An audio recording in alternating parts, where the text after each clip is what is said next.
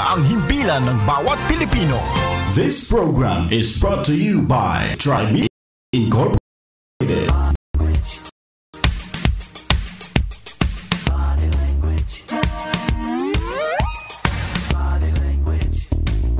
Ngayong Sabado, tiyak gaganda ang inyong umaga dahil may bago na tayong makakasama sa isang matalino at makabuluhang handog ng A-Tribe. Makakasama at mapuntahan natin sa radio, TV at social media ang make body language ng Philippine movie industry. Si Miss Vivian Velez. Body language! Live dito sa DZRJ 10 AM ang Double V sa DZRJ. Vivian Velez Beauty Brain. Vivian Velez yang bersama si Peter Serrano. Double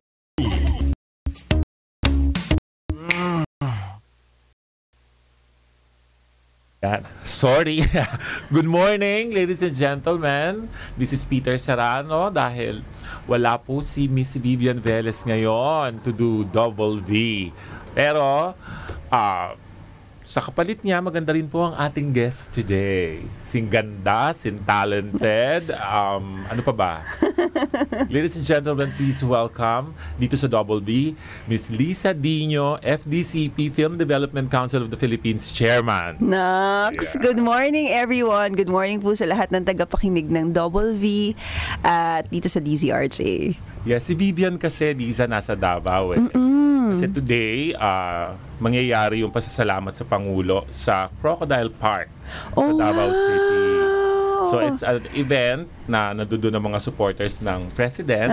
At syempre, ando doon si Miss Vivian. Alam mo naman how she support the President. So, talagang kasama namin. Hi, Vivian! Yeah. How are you? Bago kami magpatuloy, no, kasi mahaba-habang kaya ko pa ba? Mahaba-habang usapan nito. Magpapasalamat muna ako, Lisa, sa mga tumutulong sa amin. No?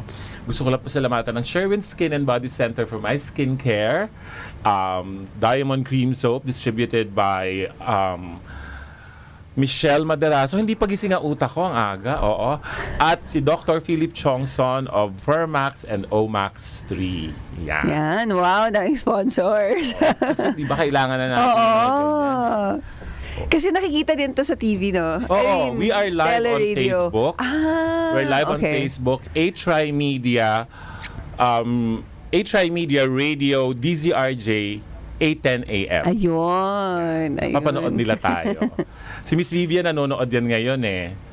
So, i-share mo na ha, kuya, yung ano natin kay Miss V na hinihintay niya. Ayan. Ay, ang ganda naman. Grabe. Looking down, looking up. So, Lisa, we're here to talk about your project. FDCP stands for Film Development Council of the Philippines. Hindi ba? Ano ba ang goal ng FDCP? Yun. Well, Film Development Council of the Philippines was created in 2001, 2002 pala, na ang main mandate niya is to really take care in the development of the film industry. So we have to come up with programs that would push the industry forward. Nasa mandate din namin to expose and promote the Philippines, not just locally but internationally. Yung mga paggawa ng mga festivals sa iba't ibang lugar sa Pilipinas, just so that we can really create film communities in different regions. And reach out to people. Yes, kasi hindi lang naman dito sa Manila yung magagaling na filmmakers. We have a lot of talented filmmakers living in the regions na hindi nabibigyan ng platform and opportunity. So, para po dun sa mga hindi nakakaalam, may film school tayo sa Cebu. Yes, yes. So, yung Bigfoot. Yung International Academy for Film and Television. Meron din tayong San Carlos University. They have a film program there. So, very rich ang filmmaking in different parts of the region. And actually, yung mga nananalo ng documentaries, normally galing sila sa mga regions, marami doon talaga like Teng Mangansakan from Jensan. Of course dito sila Sari, of course Baby Ruth. Ang dami nating magagaling na mga filmmakers na hindi nabibigyan ng platform. So, actually, Liza, no, when you took over the position, doon ko lang parang naramdaman ng FDCP. Totoo. Kasi I never really felt its presence before. Not that I'm saying na hindi okay yung mga taong naupo dyan anong araw, ano. Pero parang ngayon ko lang talaga siya parang ngayon lang siya mas naging visible. Mas naramdaman yung presence ng opisina. I feel so humbled naman about that kasi parang siguro malaking bagay yung I'm part of the industry. Yeah. I mean, I'm not a big actress, but I am a working actress, not just in TV, but I also do plays. Yeah. Actually, nung mga bata pa kami ni Liza, doon po kami nagkita sa mga stage plays na ginagawa namin. Yeah. Sa UP tayo nagkasama. When we were young and innocent. Young, yung innocent, hindi ko masyadong alam. Hindi, di ba? Ano ba tayo nagkasama? Greenbird ba? Hindi. Divinas Palabras. Okay. Tama, kasama ka ba doon? Hindi, Passion of... Ang dami, marami tayong plays together. Marami ka rin sa theater eh. Sa UP ko kasi na-meet si Liza when she was taking up. Speech communication. Speech communication. I thought you were taking up theater art. No, but I was very much affiliated with theater kasi parang naging yun na yung minor ko. Okay. Yun. Very active po si Liza sa UP before doing plays. Yes. And then she became independent film actress, di ba? Tapos, for your information, eto Liza, ewan ko kung gusto mo malaman to ng mga tao, beauty queen po yan. Diba, Liza? You were once a beauty ngayon queen. Beauty queen yan si Liza. Yeah, mutya ng Pilipinas. Diba? Yes, mutya ng Pilipinas. Yeah, she joined the pageant. Yeah. And I also competed actually parang Miss Tourism International one, And at that time, I think the reason why I really joined was because ang taba-taba ako before and parang I wanted to try. Before, I never remember you being fat. Parang pleasantly plump. Ganon. Very full. Well, in the standards full kasi figure. Full figure talagang yun. Kasi ang standard ngayon ng slim, yung parang hindi na kumakain. Yung tatrabaho pero hindi 20 kumakain. yung bewang. My gosh. Anyway, let's go back to your office. Bukod sa kasi ngayon merong mangyayaring pista ng pelikulang Pilipino. Yes. Right? Yes.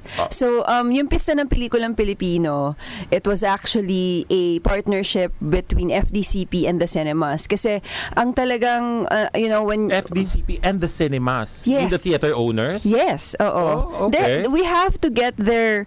cooperation and participation, and we're talking about a nationwide screening of all our films.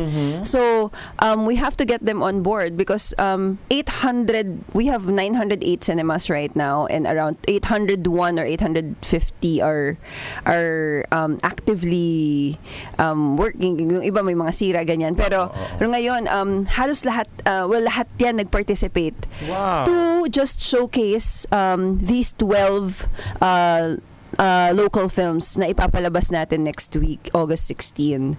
August 16 to 24, hindi to 22. To 22. So talagang malaking bagay na makuha natin talaga yung suporta nila because they can just easily say no because hindi pa to institutionalized like MMFF eh. So we are on our first year and masaya kami kasi talagang marami sa mga pelikula na normally you will never see it in a nationwide platform will be screened. Important films that must be seen by our Filipino audience. So nakakatuwa na. Kasi like right now, maraming ginawang magagandang pelikula ang nag-first day, last day sa mga sinihan. Kasi hindi dinudumog ng tao, hindi natangkilik.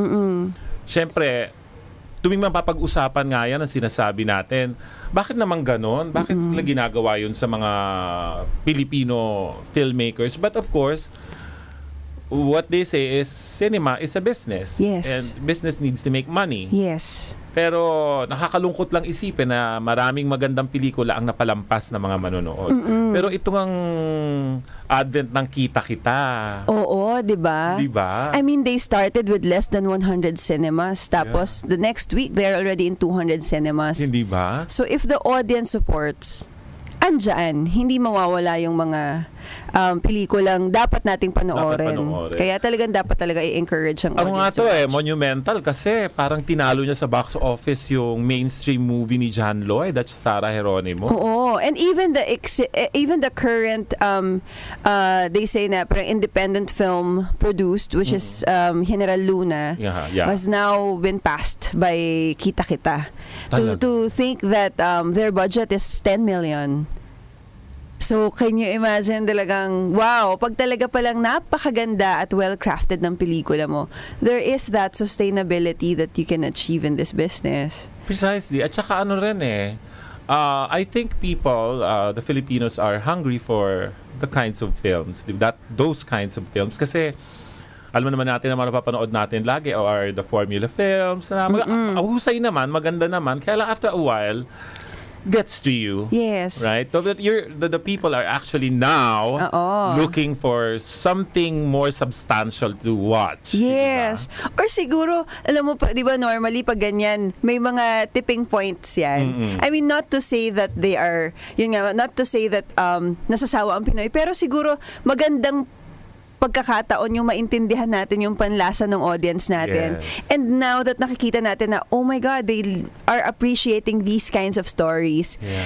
Ako, I really feel encouraged kasi feeling ko magta-translate siya sa pista ng pelikulang Pilipino kasi ganun yung tema ng mga pelikulang lalabas next week. That's fantastic. Kasi alam mo, Liza, the golden age of cinema ay audience na ako niyan early 80s, mid-80s hanggang 90s. Those were, sinasabi yun na those the golden era of cinema. Kasi andyan dyan lahat. Pag Metro Manila Film Festival, it's really a festival of good films. Dyan pinalabas ang Himala. Yes. Di ba? If I am not mistaken, nag-Angela Marcado rin yata ni Hilda Coronel dyan pinalabas. And the very first film of Ma'am Charo, Itim daw. Itim, Charo Santos by Mike De Leon. So dyan pinapalabas lahat yan during the festivals. Para kang nanonood, para kang season ng Oscars kumbaga sa Amerika. And nagtataka ako, bakit biglang nawala yun? What happened along the way? What transpired? Ikaw ba, may idea ka ba sa ano nangyari? Kasi ngayon I'm a member of the Execom. Of course, I can't speak for the past MMFF, but medyo pinag-aralan ko siya kasi syempre it's always a constant balance and aspiring to create that between the super blockbuster films, your mainstream films, and your films that are really artistic and worth watching. So ako naniniwala ako na nasa leadership all the time. Yeah. So when your leader tells you that, we're going to lean towards money making and highly entertaining films, not necessarily putting into a priority yung artistic aspect nito. Iba talaga yung magiging direksyon. Yeah. And I even had talks with some of the big studios. Ang sabi nila sa amin, nasa sa inyo naman yan Sabihin nyo sa amin kung anong gusto nyong pelikulang gawin namin. Kung sabihin nyo gusto nyong ang direksyon ng MMFF ngayon ay, leaning towards anong papatok sa tao, anong papatok sa takilya, edi syempre ito ang gagawin namin. Pero kung halimbawa sabihin nyo, tara balik tayo doon sa papatok sa tao, pero, nandun yung importansya sa storya, sa pagkakagawa nung mismong content, then sige, let's go that way because there are these contents that were good like Dekada 70, Rizal. Andyan din yung Tanging Yaman. I mean, we can make these films even in the recent years commercially viable pero mataas ang artistry. Yes. Pwede naman yung mag-combine kasi nung 80s ganun yan 70s, 80s, 90s ganun yun all the big stars are coming up with artistic films like yung mga works ni Nora Honor and Vilma Santos, hindi ba? Nagla Hilda Coronel, Gina Alahar, Ami Austria. Yan yung mga lead, Jacqueline Jose. Yes. Yan ang mga lead actresses nung araw na talagang namamayagpag ang pelikula. Yan si Vivian Velez, of course, na yung mga pelikulang ginagawa nila, commercial in a sense, pero ang lakas ng storya. Yes. Character-driven, story-driven, yung, di ba, the plots are wonderful. Tapos pinapanood naman ng tao. Blockbuster hits naman lahat. And these were produced by commercial major film studios. Major film studios. Hindi siya independent producers na parang nag-a-aspire. So, kumbaga, these commercial producers are really investing also on creating the balance between the blockbusters. You had your Dolphys there, but at the same time, you had these kinds of films. Yeah. Maraming, kasi kasabay niyan, in the early 90s, meron din namang mga tinatawag nilang mga ST movies, di ba? May ganun din. May pambalanse. Tapos meron din yung mga slapsticks, comedies like yung ginagawa nila Tito Vic and Joey. Yung gano'n. At the same time, sabay yan tumatakbo lahat sa takilya. And mas marami ang pelikulang Pilipino nung araw kesa sa foreign films. Kasi ngayon parang nabaliktad eh. Di ba? Ang lungkot lang isipin na ano nangyari? Bakit wala nang the past decade ang konti-konti ng nagawang pelikula. Ang konti talaga. Tapos ang konti din nung maayos na pelikulang nagawa. Diba? Na nakikita natin sa commercial platform. Yes. Diba? Kasi before yun nga, sabi mo, we used to make around 300 to 400 films a year. And cinema was thriving because it's so diverse. Yung commercial films na nasa labas, yun nga sabi mo, from that genre to like the serious ones, it's all there. It's available for the nationwide audience to see. Kaso ngayon, ang nangyayari sa atin, there are still a lot of films coming up, especially those coming from the independent community, the independent film festivals. But those are rarely seen in a commercial platform. Kasi nga, the nature by which it is made, diba? Parang low budget, tapos wala talagang pang marketing. Mahirap magkaroon ng access ang mga tao kasi sa walang pelikula. tulong talaga. Tapos ang taas pa ng tax. Diba, if you're going to think about it, if you're a producer, kung gagawa ka ng pelikula, syempre gagawa ka ng feasibility study, hindi ba? Gusto mong gumawa ng maayos, matino, at makabuluhang pelikula, isipin mo ngayon yung gastos. Isipin mo yung babayad mo sa artista, location, pagkain, babayad mo sa crew, sa equipment.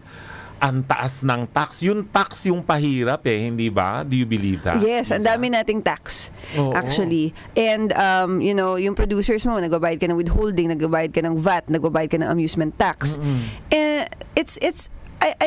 We're actually exploring that. Kasi, yun nga, the other side of it in the cinemas, they were able to pass na walang VAT ang ang cinemas So maybe if we can really come up with something to incentivize our filmmakers, baka mas lalo ang producers, baka mas lalo talaga silang ma-encourage to make more good films. Yung tax natin, parang ayaw tayo umunlad no? Totoo kasi pinag-uusapan din namin yan nung isang ko kaibigan. She's working for a real estate company. Ang laki daw ng tax sila, ganyan-ganyan. Sabi, yung tax talaga, sabi ko, kaya sinabi ni Mr. President dun sa SONA niya, yung tax reform, na kinol niya pa yung mga hindi pumapalakpak na mga senators, hindi ba?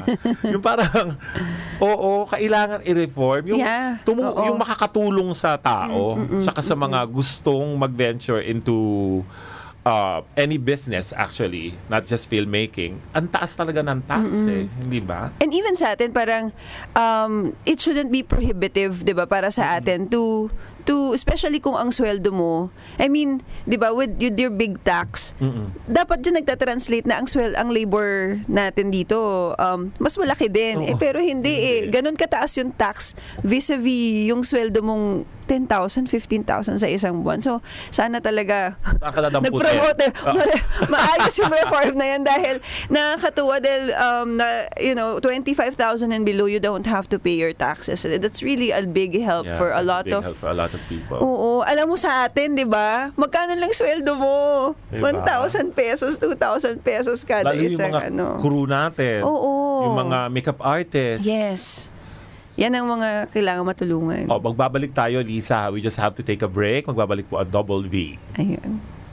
Ito ang DZRJ 810 AM H-Rai Media, ang himpilan ng bawat Pilipino.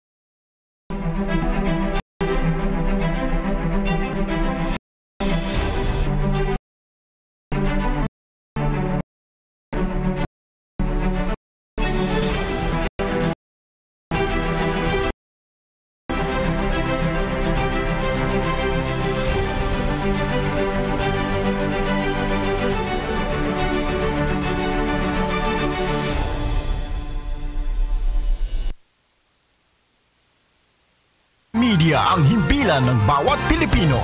This is you by H Pro Incorporated.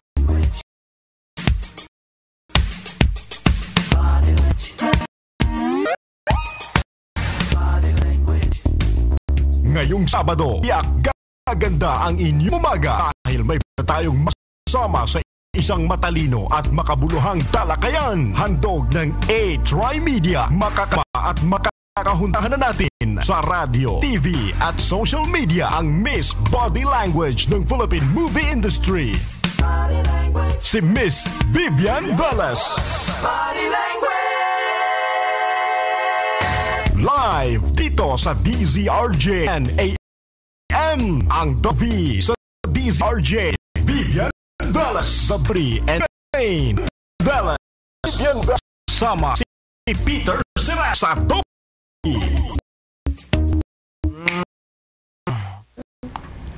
We're back with Miss Lisa Dino, Chairman of FDCP, Film Development Council of the Philippines. Lisa, sa FDCP, ano pa ba ang mga ginagawa ninyo dyan? Bukod sa, sinabi mo nga, ang directive niya is to help the filmmakers make the industry prosper. Yes. We're also, nasa aming mandato actually yung mag-create, mag-organize, at mag-empower ng mga film festivals. Okay. Alam naman natin kung gaano binubuo ng isang film festival ang mga film community sa iba't ibang lugar. And ako, for me, it was so humbling to realize that if you go outside Metro Manila and you go to the regions, napakayabong at napakayaman ng iba't ibang rehiyon sa kwento at storya, and they're able to tell those stories through films, through short films. In fact, no, share ko lang to, si the late Celso Ad Castillo, he is kababayan ko yan, taga Siniluan, Laguna yan. Hello sa mga taga Siniluan. Bayan ng papa ko yan. Diyan siya kumukuha ng mga kwento.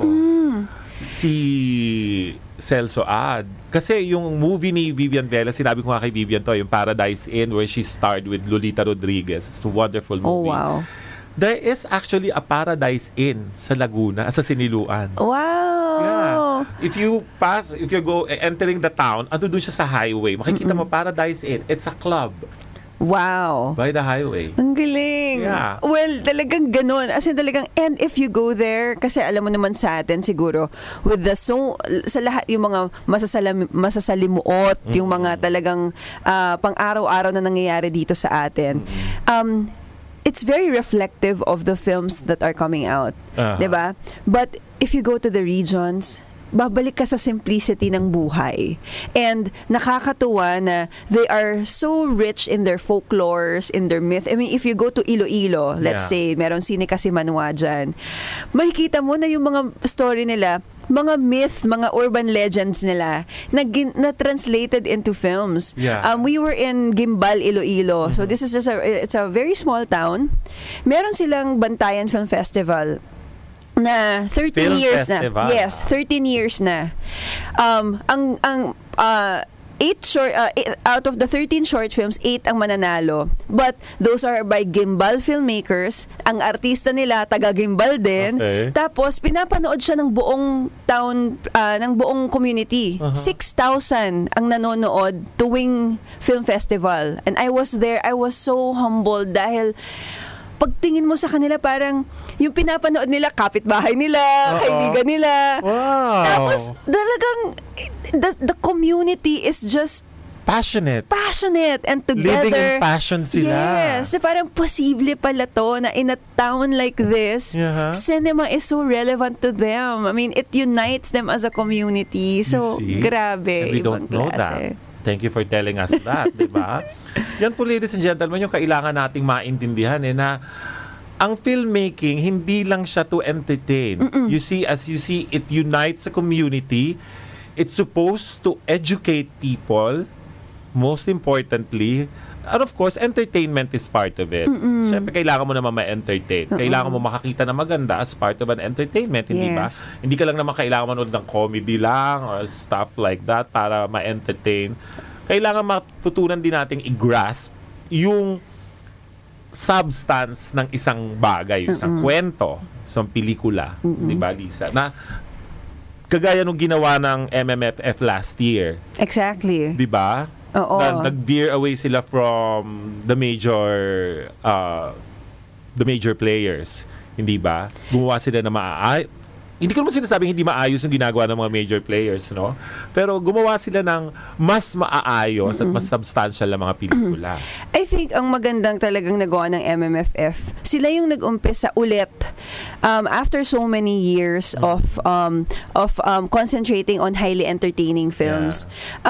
Nagkaroon ulit tayo ng pagbubukas para sa mga storyang makabuluhan, hindi necessarily talagang emphasizing on its commercial viability. So, ako, on that aspect, talagang napakatapang ng mga films na lumabas last year. Kasi, it inspires us again to make these kinds of films and constantly find new audiences for it. Yes. Katulad nga, ito, ako talaga, sobrang sa atin, landmark itong Kita-Kita eh. Oo. Kasi, kung ganito kalaki ang pwedeng kitain ng isang pelikulang hindi talaga siya formula at hindi talaga siya within the context of yung elements na sinasabi nating commercial, pwede, meron ng audience para dito. It's a great indicator that Filipinos, again, the audience is ready for these kinds of films. Yeah, congratulations, Joyce Bernal. Oo. Lolo Pascual of Spring Films. Sigrid, o diba, UP? Oo. My God. Congratulations. Ang galing-galing. And Sigrid started as my stage manager for Aurelio Tolentino, 80 under Tony Mobesa, my very, very first play. Kaya talaga... Was she a theater arts student? Oo. Ano siya? Theater. Yeah. Ano siya? Like SM. SM siya noong time na yun. Diba? Wonderful. Congratulations sa team ng Kita-Kita. Ngayon naman, Lisa, I just want to go to what else FDCP is doing, like the welfare project. My first approach when I became FDCP chair is to really consult. I went to the regions and I went to people from the industry whom I really, really respect at alam kong makakapagbigay ng napakamagagandang inputs. I had a talk with Direct Joel Lamangan and isa sa mga talagang china-champion niya is the welfare of the marginalized workers. Meron siyang isang grupo noon, yung organisasyon ng nagkakaisang manggagawa. Parang ganon. It really empowers yung ang pangit kasi sabihin pinakamaliliit pero yung mga workers talaga natin, yung mga utility, grip, yung mga talagang nasa likod ng camera na hindi talaga gano'n nabibigyan ng importansya. So, it was such a noble cause on his end, pero natigil siya after 4 years. And doon ako na-inspire to come up with something from FDCP na galing sa gobyerno mismo na pwedeng mag-reach out, sa lahat ng workers natin dito sa industriya. So, meron kaming inumpisahan ngayon. It's called the FDCP National Registry for Film Workers. Okay. Kung saan... Nabasa ko ngayon na napakaganda ng programa. Oo, na we are inviting, we are going to make a database of all our active film workers in the industry na nagtrabaho in the last 3 years, kahit na at least three projects. To be part of the National Registry. Sa National Registry na ito, makaka-avail ka at magkakaroon ka ng access sa iba't ibang benepisyo katulad ng SSS, PhilHealth, Pag-ibig, and meron kaming binubuong grievance committee kung saan yung mga legal issues mo, halimbawa hindi ka binayaran, bounce checks, o kaya mga ganyan, pwede mong idulog sa amin. So, marami yan, ha? Oo. Yung diskriminasyon, pang-aabuso. Yes. We can take on those cases and we can give legal advice. Our lawyers will give legal advice. Assistance. Yes. And kung halimbawa meron kayong kailangan na representation sa court, depende sa kategorya o kung saan tayo nabibilang sa lipunan in terms of sweldo. Halimbawa mga indigent kasi libre na ang representasyon mo. Yung mga ganon. We can help. We are partnering with other national agencies, partner agencies na pwedeng makiisa sa FDCP para maisakatuparan namin itong ginagawa namin, itong gagawin nating national registry. Lisa, when you say film workers, this includes actors, directors, also? Yes, producers. Kasi yung producers naman natin, hindi naman lahat yan financiers di ba? So, producers, actors, directors, production team. So, nandyan yung production assistants, production managers, sila rin.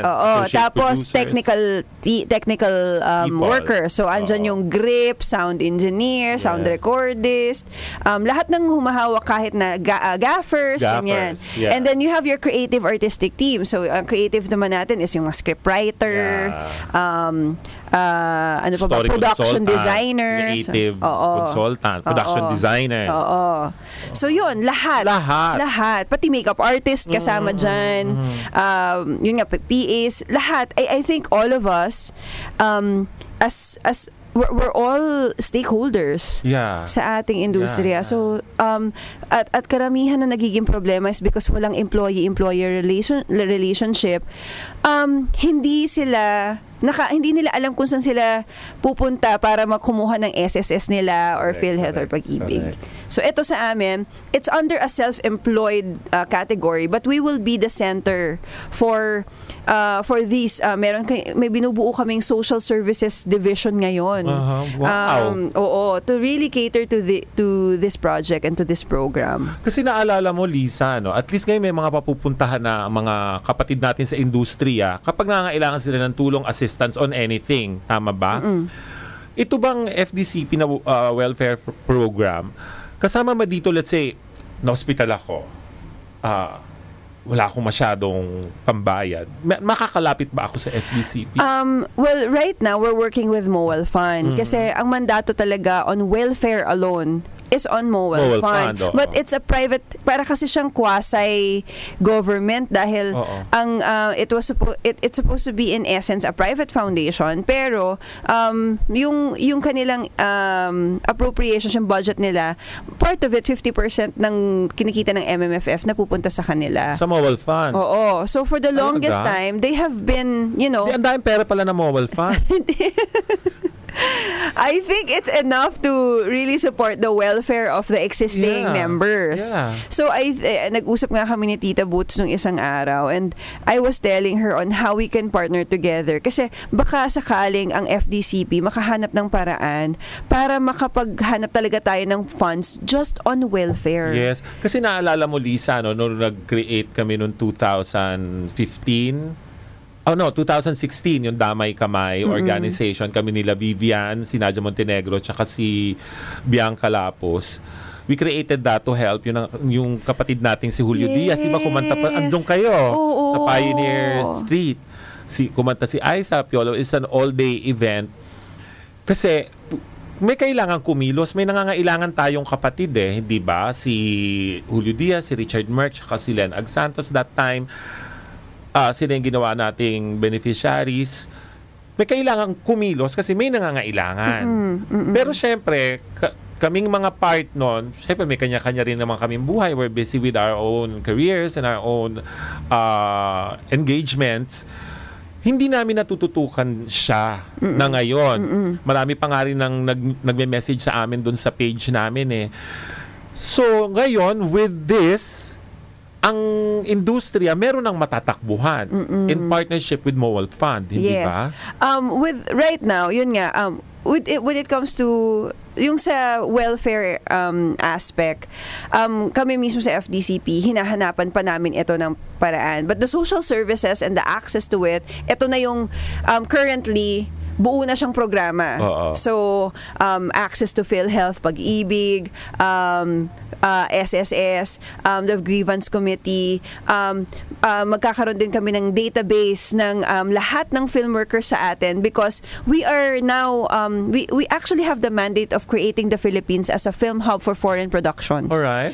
So, we are very actively going out of the Philippines right now to participate in film markets to promote the Philippines as a location site for films.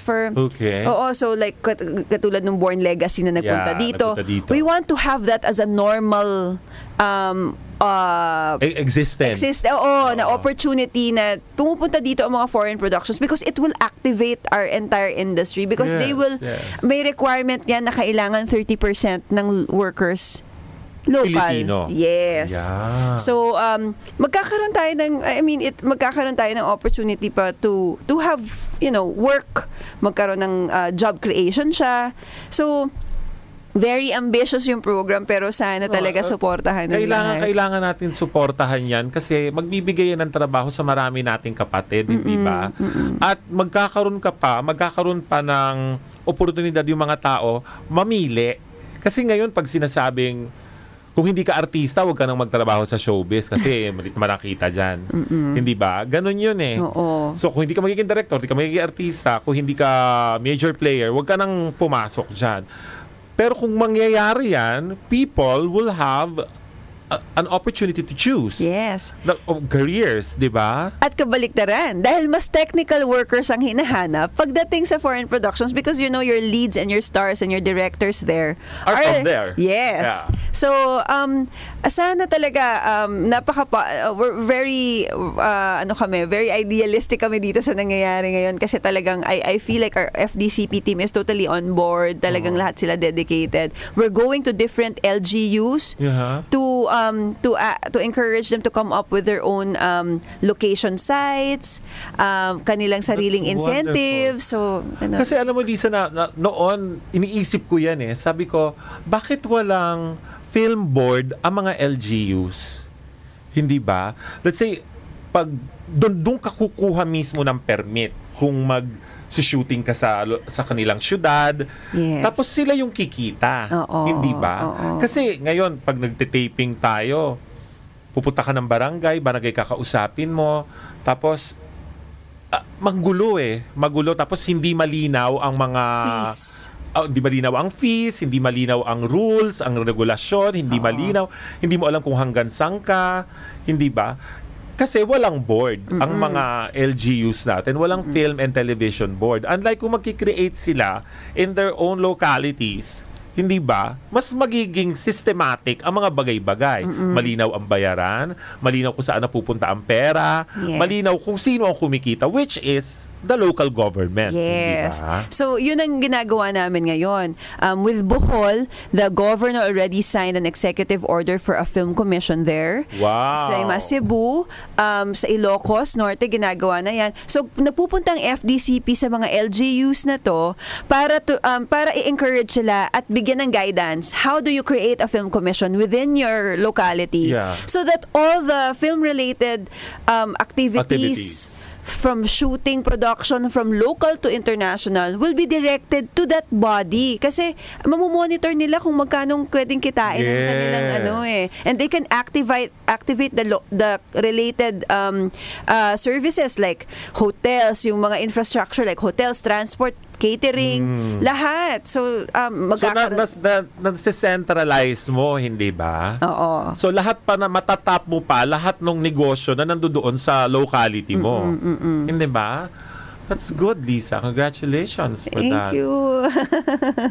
I hope magtagumpay yung film commission per locality. Oo. I think they see the promise kasi pinapresent talaga namin sa kanila yung mga existing film commissions in different countries and how that particular locality is thriving because ang laki ng income na nakukuha nila sa film.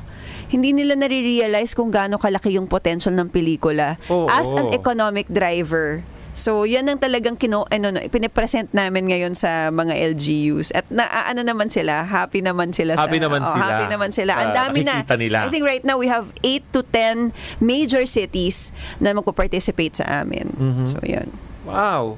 Tapos yung film festival sa sinasabi mo na i-create. Lisa, how did you come up with this? What drives you? Is this the directive of the office of the president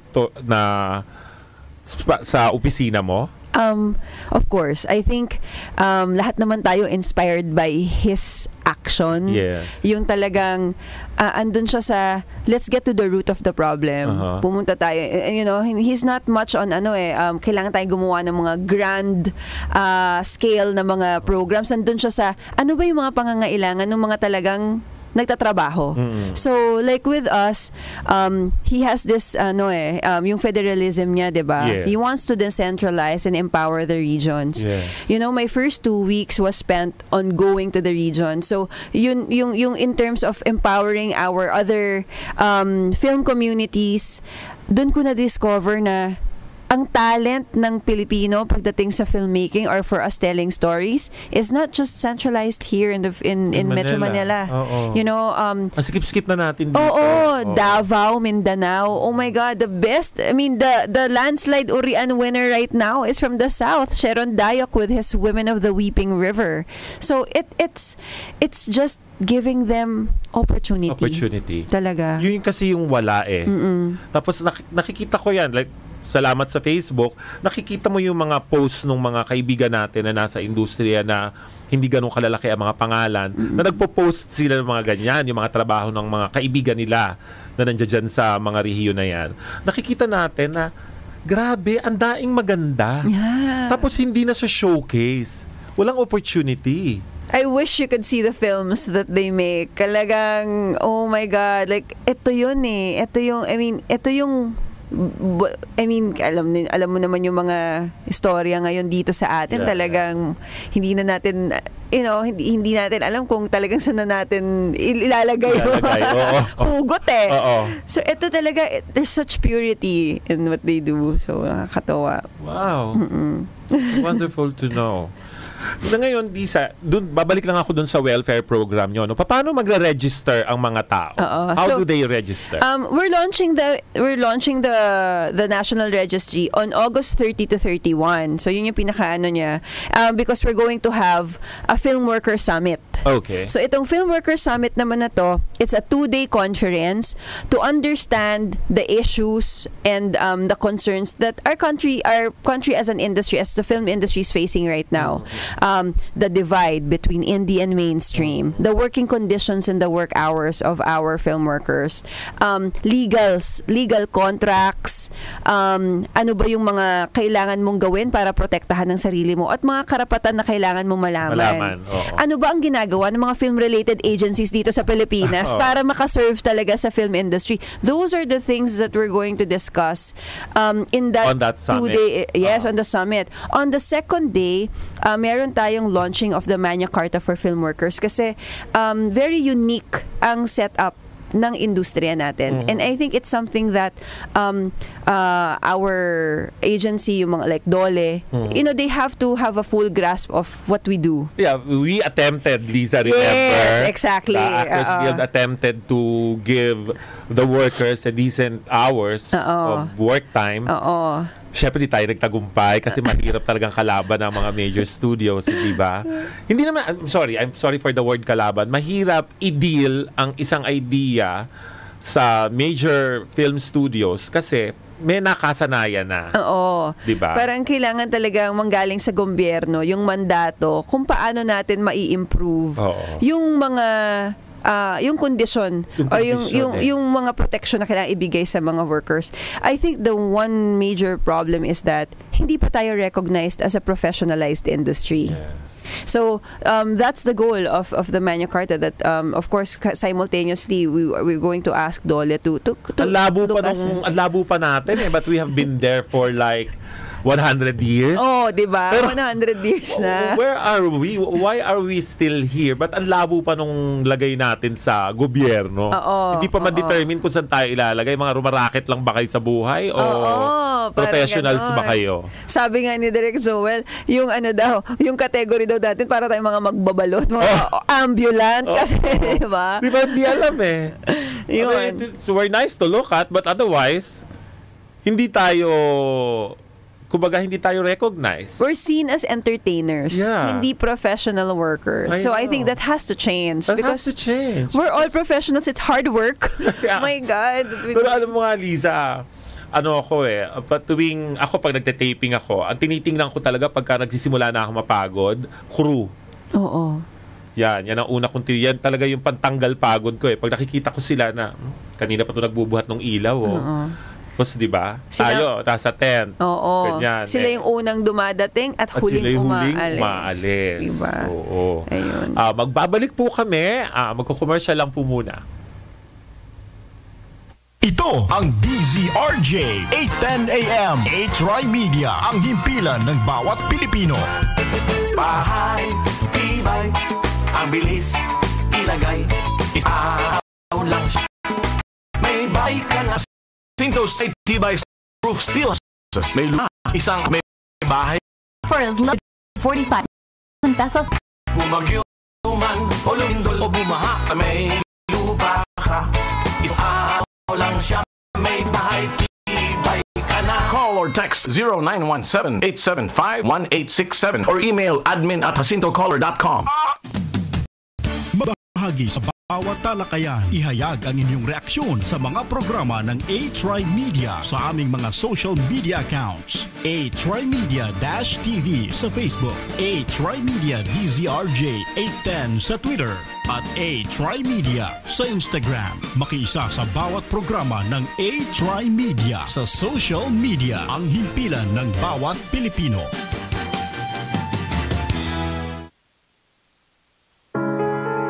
Alamin ang inyong kapalaran. Ano nga bang swerte at hindi? Hayaan niyong maging gabay si Madam Venus sa inyong mga kapalaran. Dito lamang sa Madam V at your service. Samahan si Madam Venus tuwing Sabado at Linggo ng gabi dito sa DZRJ 810 AM A-Try Media, ang himpilan ng bawat Pilipino. Kayo'y nakikinig sa DZRJ 810 AM A-Try Media, ang himpilan ng bawat Pilipino. This program is brought to you by A-Try Media Pro Incorporated.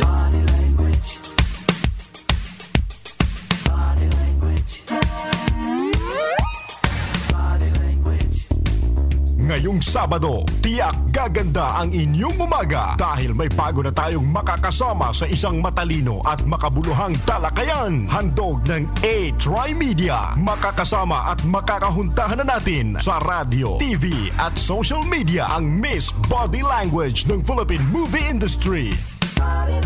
Si Miss Vivian Velez. Body language! Live dito sa DZRJ 810 AM, ang Double V sa DZRJ. Vivian Velez, the beauty and brain. Vivian Velez.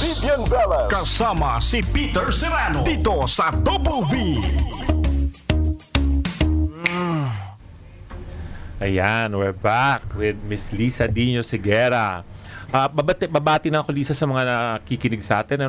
Si Paul Alcantara from Los Angeles. Yes, Benson, wala po si Miss Vivian. Hello sa'yo. Sana nag-enjoy ka pa rin. And I would just like to greet Vivian. She is with One Love, One Nation. It's a Thanksgiving event in Davao City at Crocodile Park. Today, mangyayari na yan today, anytime. And she would just like to thank the DDS Global, Attorney Bruce Rivera and Rocky Gonzalez. Yes. So, yan yata yung Attorney Bruce, hi! Hello, Attorney Bruce. Hi, Rocky. Hi, Dre. Yan. Mga nag-guest na rin dito yan. Talaga? Mga supporters ng President natin. Oo. Now, Lisa, I would want to talk about the movies. Yes. There are like 12. Yes, sandosenang pelikula. Sandosenang pelikula. That's nice. Na kalahok sa pista ng pelikulang Pilipino ngayon. Ano-ano ba to? Okay. So mag-umpisa tayo sa Isang Daang Tula para kay Stella. Ito ay under Viva Films starring JC Santos and Bella Padilla. So isang storya to ng isang estudyante, pangalan niya si Fidel, na meron nagsa-stutter siya. May speech defect siya. Nakita ko yan, ang nakita trailer niyan sa Facebook. Oo. So talagang pag nag-uutal siya pag nagsasalita siya normally. But pag nagsusulat siya ng tula at binabasa niya yung tula, diretso siya magsalita. So gumawa siya ng Isang Daang Tula para kay Stella para ma-express niya yung kanyang pagmamahal para sa kanya. And napaka-unique nung take ng story kasi you'll always expect it to be, your normal na boy meets girl, they get together, ganyan. Ito talagang may sakit May hugot as na hashtag hugot. Yun. So yung susunod naman natin pelikula is Who directed that? Directed by Jason Polaksamana. Hello. Yes. Hi, Jason. Ang next naman natin is A Wall. A Wall. A Wall is directed by Skylight Cinebro na under din ng Star Cinema yan. Okay. Starring Gerald Anderson. Ito ay istorya ng isang sniper, scout ranger siya, na nagkaroon ng isang operation sa Mindanao. Okay. Binalikan sila and it endangered his whole family. Tapos namatay yung kanyang mga kasamahan. So that's how the story will. Yes, how he gone rogue. He's gone a wall to get his revenge. So, wow. Aiza watched this film and si Aiza bumabaril yun eh. Talagang sabi niya, wow, kung ganito yung mga dadating ng mga action film ngayon, I think we're off to a good start again of reviving that genre. So, maganda siya. Wala na rin masyado action. So napakagandang I think it's a good start for us to introduce action again. Reintroduce action. Ayan. Genre. Yeah. And the next is Ang Manananggal sa Unit 23B under Idea First Company. It was shown in Q Cinema before. Directed by Prime Cruz, starring Raisa Senon and Martin Del Rosario. So, nakakatuwa itong pelikula. Is this a comedy? No, it's a hugot romantic horror. Oh, wow. Yes, oo. So, si Raisa, siya ay isang mysterious woman na nakatira sa Unit 23B. At gabi-gabi ay siya ay lumalabas para mag-transform at and they say that ang mga manananggal pala sexual beings yan. They are? Even if they miss half of their body. They have to reach that in order for them to transform. Ganon. So nakakatuwa yung exploration doon sa folklore. Yung langis, hindi na yung langis. Yung langis, yun yung nagpe-prevent sa kanila to transform para ma-half yung katawan nila. So the langis is still there. The langis is there. The struggle. Pinakita ni what's her name? Irma, yung manananggal na Herbert Bautista before. Yun. So, ang nangyari, Irma Alegre. Ayun. Na-in love siya. So the struggle, the conflict on what's going to happen. Yes, and that na syempre, I mean, she has yun. Huwag natin masyadong i-review na kwento na manananggal. Unit 23B, directed by Prime Cruz. Okay. Ayun. And the fourth next one naman ay ang Bar Boys. Bar Boy. Hindi to mga boys na nasa bar. Okay. Ito ay istorya ng magkakaibigan na nasa isang na nag-aaral ng law. Taking the bar exam. Okay. So it's your millennial film because it's their story of struggle, hard work, and lahat ng mga pinagdadaanan nila sa law school. From terror teachers to broken relationships because the girlfriends are so iniiwanan na sila dahil wala silang ginawa kundi mag-aral. Ganoon naman talaga ang law. Starring Rocco Nacino, Enzo Pineda, Carlo Aquino, and Kian Cipriano. Directed by Keep Obanda. Ayun. That's Bar Boy. Bar Boys. Ang susunod naman natin ay ang teka nga lang. Kaya mo yan. Okay. After Bar Boys, alam ko to eh. Paglipay. paglipad? Okay, paglipay naman. Sounds regional. Oo. So, it means crossing. So, it's... Which dialect is that? I think Aita community. Hindi ko alam kung anong dialect yun pero it's a story about an Aita guy na may isang Manileña na pumunta sa Aita community, ethnographer siya. So gusto niya so meaning pinag-aaralan niya yung mga iba't ibang ethnic communities. So nagkakilala sila, and you know naman, when it comes to our indigenous people, meron silang mga traditions, customs na talagang sinusunod nila. Ngayon, that was the choice, between following the tradition or breaking it to be with the woman he loves. Yun yung conflict. Ayun. Kaka-excite. Diba? Ang dami, ang gaganda ng mga films. It's so interesting. 5 pa lang yung binabanggit. We'll have 7 more. Okay, ang susunod natin is Pauwi Na. Pauwi Na. Directed by Paolo Villanueva. Yan, kasama ko din sa UP yan. Kasama natin yan yes, sa UP. Diba?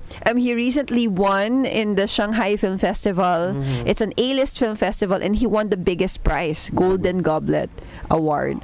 So it's for this film? For this film. So right now siya yung parang natin kasi A-list, parang yan yung mga Venice Film Festival, Berlin. So we're very proud of him kasi it's the main competition. It's a story, it's a true story. I think na ginawa niya ng isang buong script about it. A story about a family na sawang-sawa na sa buhay sa Metro Manila dahil sa kahirapan, nagdidildil ng asin, ganyan. So minabuti nila na bumalik na lang, umuwi na. Diba? Sa Bicol. Oo. Pero, dahil wala silang pera, nakasakay sila sa pedicab. Papunta mula Manila hanggang Bicol. Grabe, diba? Nag-road trip na ako papuntang Bicol.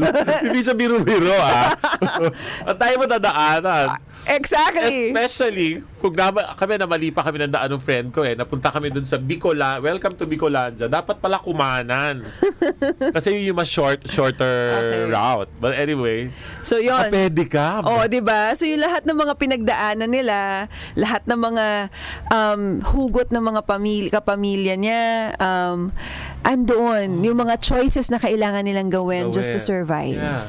Yun, the story is so rich. And it's with Meryl. It is? Yes. Hi, Meme. Oo. So it's, ang lead natin ay si Miss Cherry Pie Picache, Bembol Rocco, Meryl Soriano, Chai Fonacher, and Gerald Napoles.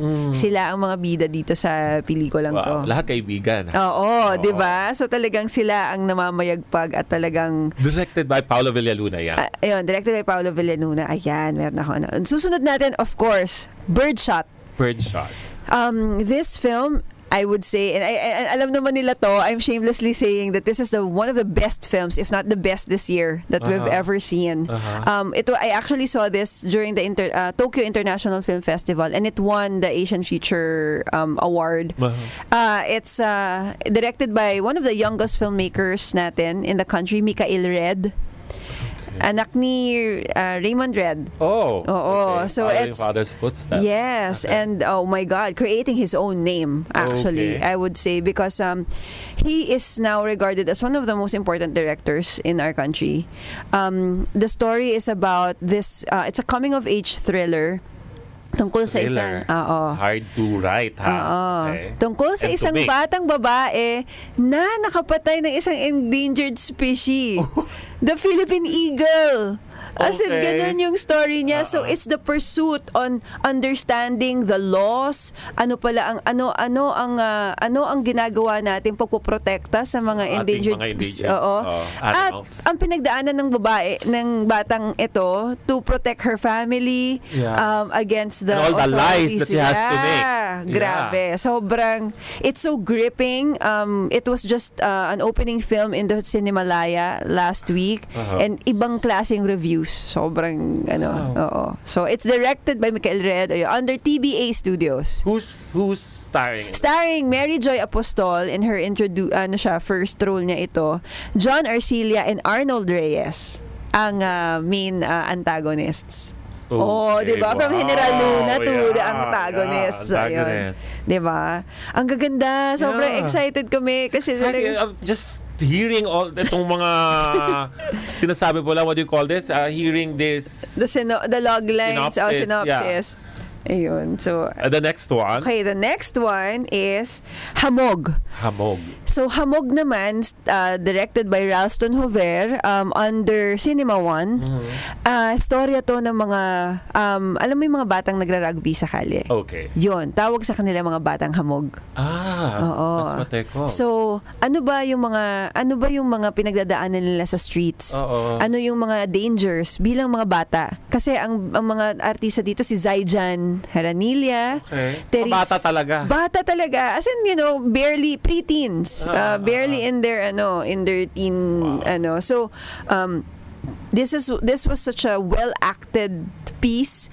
Nanalo si Therese Malvar dito sa Moscow International Film Festival as the youngest best actress to ever win an award. So that's what I have read about. So Yes. this is the film. Yes, ito yon. Napakaganda. OJ Mariano is part of the is part movie. of the film, and actually OJ. he plays a crucial role here. Siya Okay. yung kumupkop kay Therese Malvar doon sa pelikula, and Ana Luna also is part of the movie. So Okay. Who directed this film? director Ralston Hover. Ralston. Siya yung director. Ang ganda na it's gripping, it's the grit and the social realities of what's everything happening. that's happening. Oo. Yung mga ayaw natin makita, dito natin makikita. Oo. Kung saan tayo nagbubulag-bulagan. Oo, yung Okay. mga kailangan natin Now, gawin. babalikan natin ang the rest of the film. Babalik po kami, mag-commercial lang. Ito ang DZRJ 8:10 AM. A-Try Media, ang himpilan ng bawat Pilipino. Si Miss, unang tingin pa lang, puti na. Kinis pa. Nag-Myra Vita White Hand and Body Lotion kasi. May vitamin E beads and natural plant extracts that help nourish skin deep inside for a healthy white glow. Puti at kinis, Ay, hanggang malapitan. yala na. Healthy white glow sa Myra Vita White Lotion. Yan ang alagang holistic by Myra. Trusted quality healthcare. Unilab yan.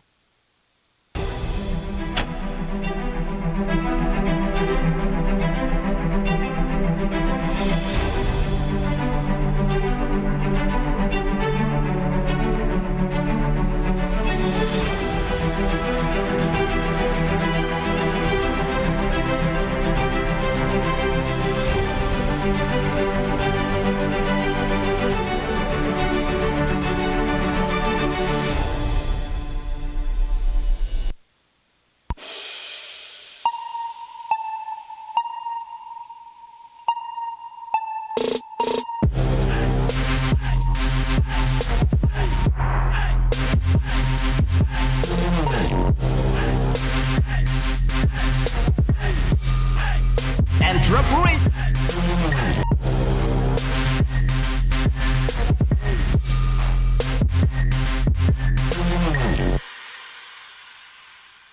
Coach na si Dennis Christopher Alfred Saho with Angeli Brico and Ben Kagabay para maging full successful simula mo sa negosyo and radio tuwing linggo alas 8 hanggang alas 10 ng umaga sa DZRJ 8:10 AM. A-Try Media, ang himpilan ng bawat Pilipino.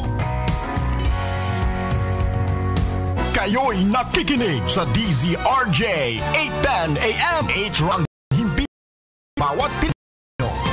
This program is brought to you by A-Try Media Incorporated.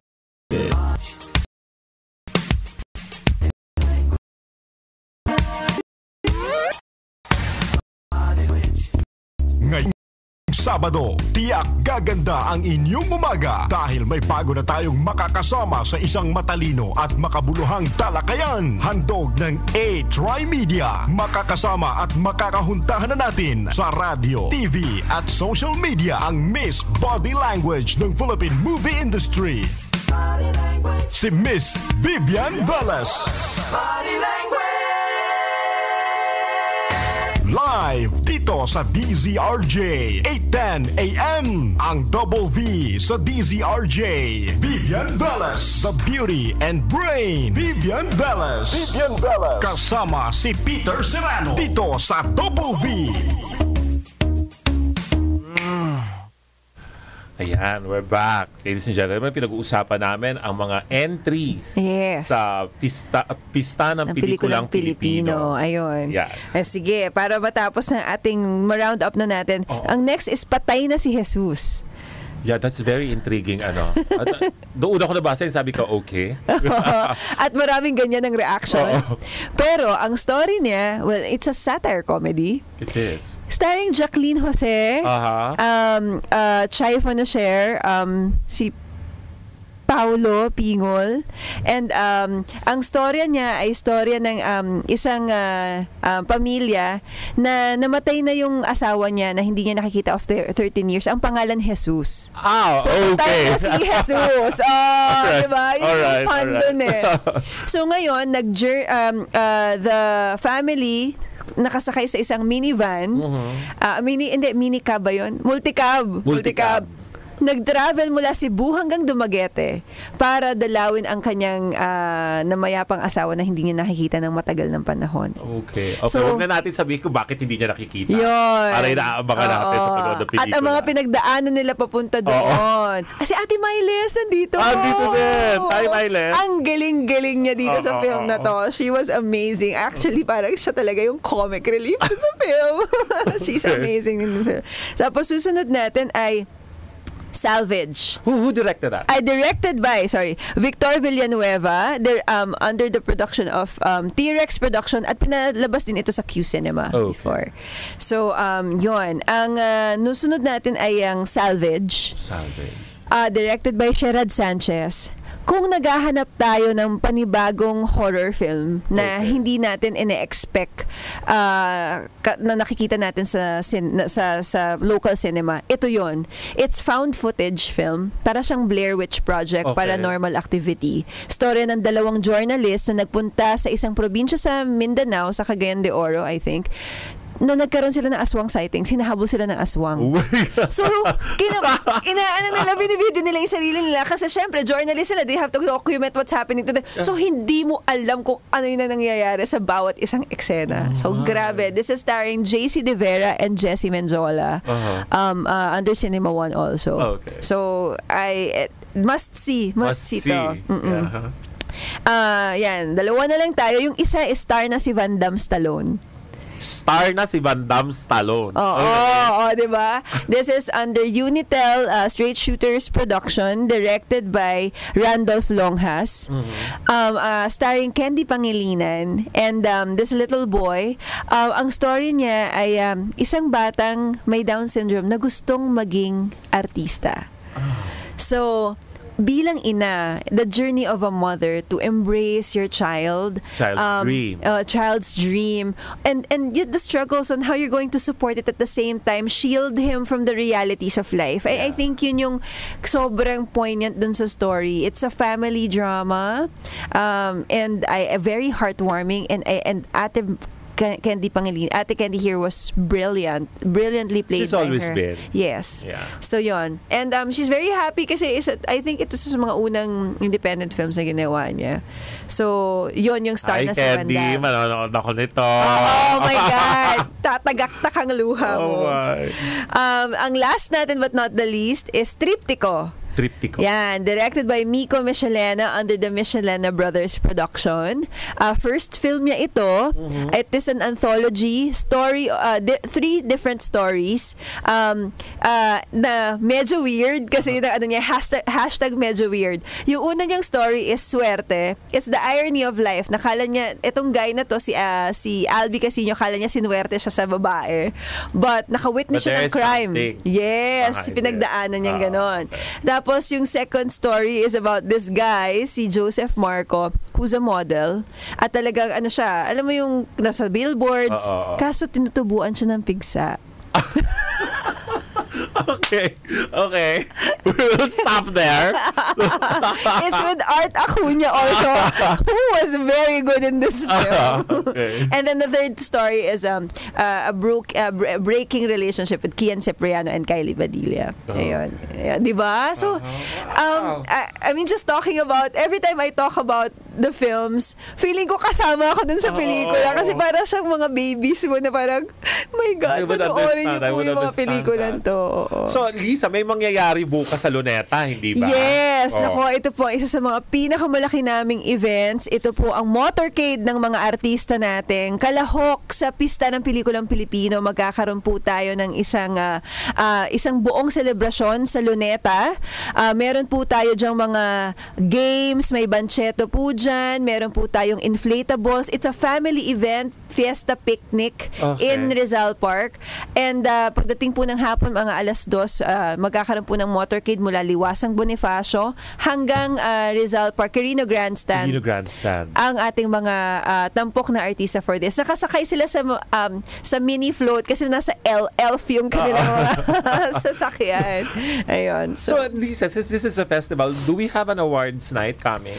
No, actually, I wouldn't say it's a festival kasi wala kaming, it's an industry event. Okay. You know, the films are shown in a commercial platform, but we specifically, we were intentionally making it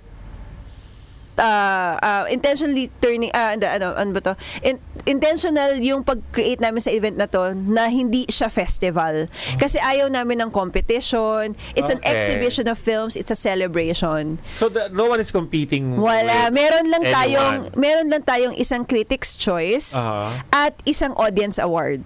So yun lang, that's it. That's it. It's so more it's like not really for that.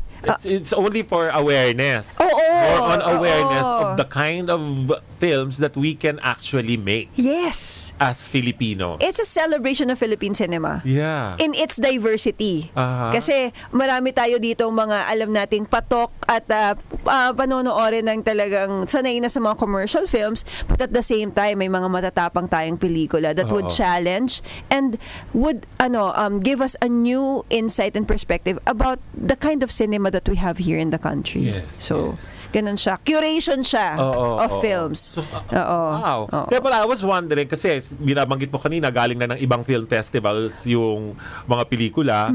So, it's not really a film fest. Yes, hindi siya film festival. It's an event to celebrate Filipino filmmakers and their work. Yes. Wow. More that. It's wonderful. I think I want to put emphasis on the celebration of the films and the opportunity to reach out. It's an audience-oriented event more than it being filmmaker-centric. Yeah. Hindi siya, this is not to gratify anybody or the project. This is to celebrate the Filipino filmmakers. Yes. And our films, The films, yeah. So, Lisa, sa opening night ninyo, may binanggit ka kanina na ang opening movie is? Okay, so ang gala night natin, ang opening film natin ay ang Zamboanga. Ito ang currently the oldest film in our possession. It's a 1936-1937 film of starring Fernando Po Sr. Na-acquire ito ni Sir Nick de Ocampo I think in 2003 or 4 sa through the help of NCCA.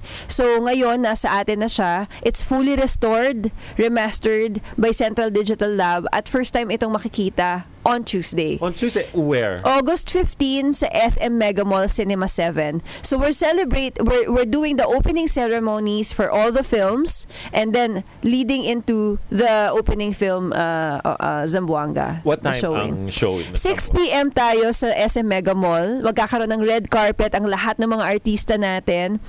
Opening ceremonies to showcase all the trailers and their and then also yung Sine Kabataan. Merong tayong parallel event dito by NYC, National Youth Commission of AIZA. So nakakuha out of 180 entries, meron din tayong 12 short films na ia-attach before natin ipalabas yung main feature. And it's stories by of kids. Youth. Yeah, youth. Stories by the youth and told by the youth. And ang gaganda on mental health, on weight issues, meron about family, about teenage pregnancy, and 5-minute films that you're going to see, parang patikim siya bago yung main feature. Ang gaganda din ng mga pelikulang nandoon. So, ipapakilala namin ng mga directors noon sa August 15. Wow. Ako, Lisa, one thing, suggestion lang, is sana FDCP could reach out to schools. Are you coming up with yes, that kind of project? Oo, meron kaming especially sa mga high school. Yes. High school. Meron kaming binuong division again this year. It's called the Film Education and Cultural Engagement Division of FDCP. Currently, we are already on our 12th region. We plan to go to every region na bago matapos ang taon. What we do is we have this Planting Seeds, the Future of Philippine Cinema. Planting Seeds, the Future of Philippine Cinema. It's a faculty symposium. Okay. And it's a series of workshops and events that we do sa schools. So, ang first phase namin is we empower the faculty, the educators. So, we create a 3-day conference for them, from film appreciation, criticism, and then a crash course on filmmaking by a film from a notable film director like sila Direk Joey Reyes. Nagpa-participate They're on sila board. Yes. Wow. Si Direk Ruel Bayani nagparticipate na sa amin. Ang daming magagaling sila. Ito ngayon sila Sir Doy Del Mundo, sila Tita Beth Orteza, si June Lana magtuturo ng scriptwriting workshops. And then ito lang at end of the month, Direk Brillante Mendoza will do a 1-day. I know, di ba? Sobrang supportive sila. Ladies and gentlemen, ito po yung mga major directors, what Lisa mentioned, these names of the major directors of Philippine cinema. Ito po yung pinakamahuhusay natin sa industriya.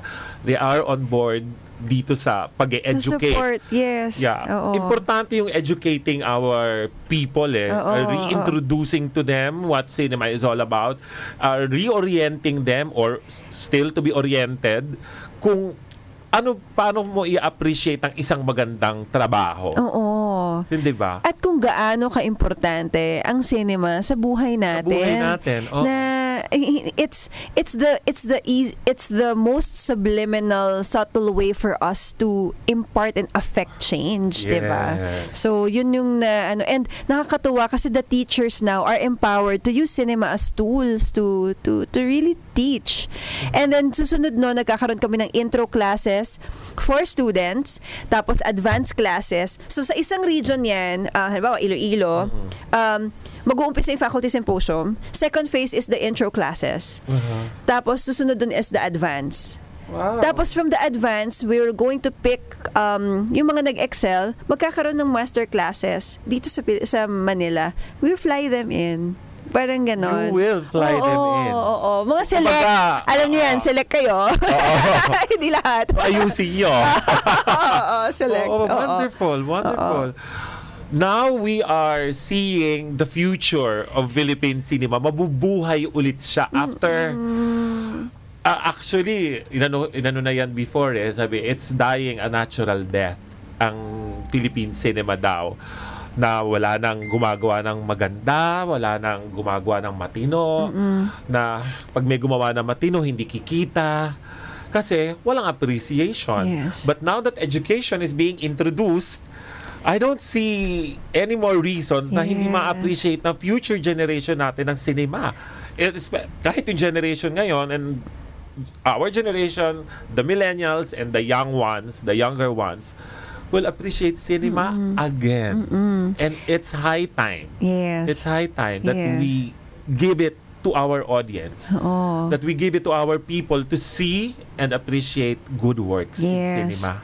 I think the constant development, sabi nga nila, audience development program, is kailangan yan kaakibat ng lahat ng ginagawa natin. Kasi if you are just introducing films, if you're just showing films without the component of developing your audience to appreciate these films, andyan lang yan, hindi siya panonoorin talaga. So, we're even building cinematheques all over the country. So these are small theaters, alternative venues for cinema, for the film, especially those that are not able to get a play date or a commercial release. Wow.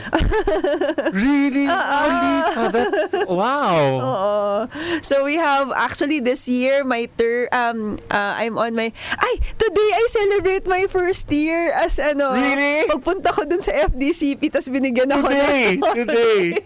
Wow. August 12. First year anniversary mo sa FDCP. Parang Happy ganon. anniversary, Lisa. Thank you. You are just like our president. In first year ninyo, you have done so much. Thank you. I'm It's happy. wonderful. And what else? What else could So we yun, so expect? itong mga Cinemathex, I'm so excited kasi ito, feeling ko talaga yung magiging alternative venue ng mga para ma-recoup ng ating mga filmmakers yung mga investment nila sa pelikula nila. Kasi I think even private sectors right now are encouraged to put up the alternative screens. I mean, you see the success of Cinema 76. Now we have Cinemathex all over the country.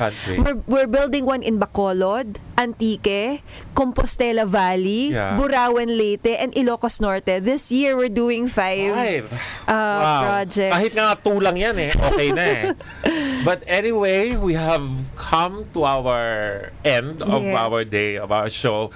Thank you very much, Lisa Dino Sigera, for gracing our show. Thank you, Peter, for the chance. Thank you for FDCP for doing a good job. We commend your office. And ladies and gentlemen, let us get back our passion for cinema once again, for good works and works that matter. Dito po si Peter Serrano with Vivian Velez, Double B, signing off. Bye-bye. Pampagood vibe sa inyong Sabado ng umaga. Mga